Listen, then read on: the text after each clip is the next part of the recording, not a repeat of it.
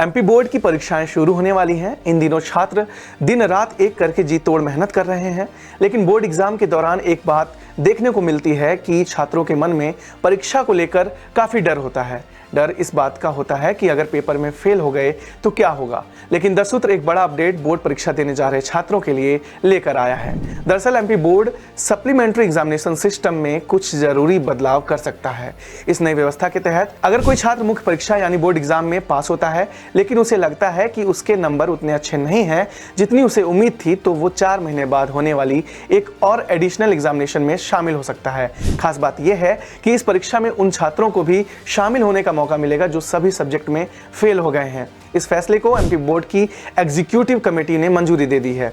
इस नए सिस्टम से छात्रों को बेहतर मौका मिलेगा, जिससे वे अपनी कमियों को दूर कर सकेंगे और अपने साल को खराब होने से बचा सकेंगे। आपको बता दें कि सरकार ने ऐसा इसलिए किया है ताकि छात्रों का साल खराब होने से बचाया जा सके। और अच्छी बात यह है कि इस नियम को 2025 के नए एकेडमिक सेशन से ही लागू करने की योजना है। यह व्यवस्था हाई स्कूल यानी कि 10वीं और हायर सेकेंडरी यानी कि 12वीं दोनों के लिए लागू होगी।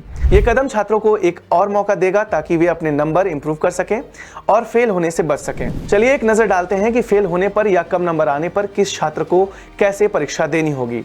अगर किसी छात्र को किसी जरूरी विषय में कम नंबर आते हैं तो वो भी इस परीक्षा में शामिल हो सकता है, लेकिन इसके लिए उसे सभी विषयों की परीक्षा देनी होगी। कोई छात्र अपने नंबर्स को इंप्रूव करने के लिए दूसरी परीक्षा में शामिल होता है और उसमें फेल हो जाता है, तो उसकी पहली वाली परीक्षा के नंबर ही मान्य होंगे। परीक्षा में शामिल होने से पहले छात्र को ये लिखित में देना होगा कि वो अपने डिवीजन को इंप्रूव करने के लिए परीक्षा में बैठ रहा है। किसी छात्र ने 3 या उससे ज्यादा विषयों में फेल होने के बाद परीक्षा दी है तो उसे उन्हीं विषयों की परीक्षा देनी होगी जिनमें वो फेल है। छात्र किसी दूसरे विषय में परीक्षा देने के लिए पात्र नहीं होंगे जब तक कि वो उस विषय में फेल न हो।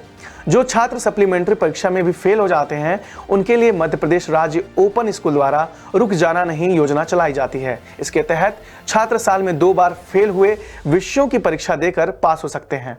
बात करें सप्लीमेंट्री परीक्षा में छात्रों की संख्या की, तो हर साल लगभग 3 लाख छात्र 10वीं और 12वीं की परीक्षाओं में सप्लीमेंट्री परीक्षा देते हैं। वहीं 5 लाख छात्र पूरी तरह से फेल हो जाते हैं। ऐसे में ये स्कीम वाकई छात्रों के लिए फायदेमंद साबित हो सकती है। अपडेट्स के लिए बने रहें द सूत्र के साथ।